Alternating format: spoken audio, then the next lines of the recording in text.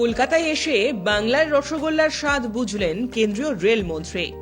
কথায় আছে রসে বসে বাঙালি। এবার সেই বাংলায় এসেই রসগোল্লায় মজলেন কেন্দ্রীয় রেলমন্ত্রী অশ্বিনী বৈষ্ণব। বাংলার রসগোল্লা জগৎ জোড়া নাম। এবার রেলমন্ত্রী বাংলায় আসলেই তার হাতে রসগোল্লা উপহার তুলে দিলেন কেসি দাসের কর্ণধার ধীমান দাস। যে স্বাদ পেয়ে আপ্লুত রেলমন্ত্রী অশ্বিনী বৈষ্ণব। বিশ্বজুড়ে কলকাতার এই রসগোল্লার খ্যাতি। আগে সেভাবে স্বাদ নেওয়া হয়নি অশ্বিনী বৈষ্ণবের। সরাসরি কোনো পূর্ণ কেন্দ্রীয় মন্ত্রীর হাতে রসগোল্লার সেই স্বাদ তুলে দিতে পেরে স্বস্তি পেয়েছেন ধীমান বাবু নিজেও। কেসি দাসের রসগোল্লার সুখ্যাতিও করেছেন অশ্বিনী বৈষ্ণব। বুধবার পুজোর আবহেই ভ্রমণ প্রিয় বাঙালির জন্য সুখবর এনে দিলেন রেলমন্ত্রী অশ্বিনী বৈষ্ণব। মহালয়ার দিনই শিয়ালদহ স্টেশন থেকে একগুচ্ছ নয়া পরিষেবা চালু হলো।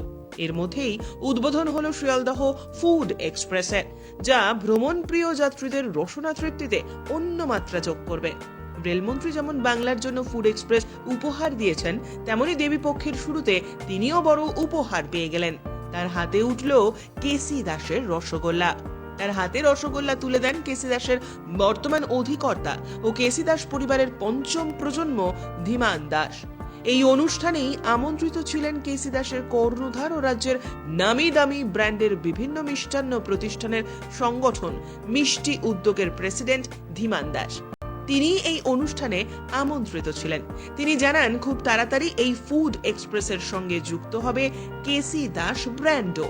পুরনো স্লিপার কোচকে নতুনভাবে এই ফুড কোর্টে রূপ দেওয়া হয়েছে। কোচের ভেতরেই থাকছে আস্ত রেস্তোরাঁ, বসে খাওয়ার ব্যবস্থাও থাকছে। পিৎজা থেকে রসগোল্লা সবই পাওয়া যাবে বিভিন্ন কাউন্টারে। অমৃত ভারত প্রকল্পের মাধ্যমে দেশের বিভিন্ন রেল স্টেশনের সৌন্দর্যায়নের কাজ হচ্ছে ইতিমধ্যেই। সেই প্রকল্পেরই অন্তর্গত শিয়ালদহ স্টেশনের এই শিয়ালদহ ফুড এক্সপ্রেস। বুধবার রেলমন্ত্রী অশ্বিনী বৈষ্ণব উদ্বোধন করেন এই অভিনব রেস্তোরাঁ।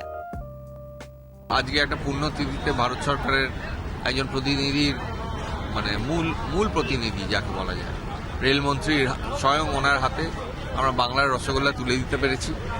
সেটা আমাদের কাছে খুবই গর্বের।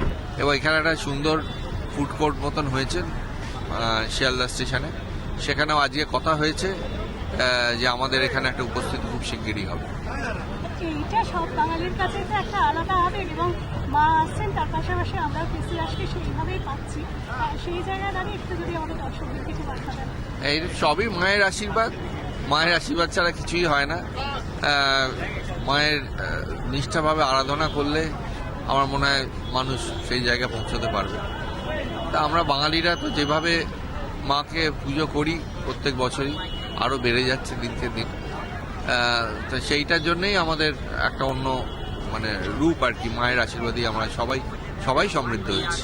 উত্তর থেকে দক্ষিণ, পূর্ব থেকে পশ্চিম, ভারতবর্ষের একটা গর্ব, সারা বহির্বিশ্বেও আপনার সুনাম। কেসি দাস একটা অন্যতম নাম, এবং আজকে যে জায়গাটায় আমরা আপনাকে পৌঁছতে দেখলাম, একজন বাঙালি হিসেবে, বাঙালি ব্যবসায়ী হিসেবে কতটা গর্বিত লাগছে। হ্যাঁ, আমি তো বললাম একটু আগেই, সত্যি একটা খুবই গর্বের ব্যাপার। আমরা তো ভারত সরকার অবধি এর আগে পৌঁছেছি, কিন্তু ডাইরেক্টলি আমার সঙ্গে তো কখনো যোগাযোগ হয়নি। এই প্রথম ভারত সরকারের কোনো একজন মন্ত্রী, রেলমন্ত্রীর হাতে আমি যোগাযোগ করতে পারলাম। সেটা আমার কাছে অত্যন্ত গর্বের ব্যাপার। Bureau report, channel 10।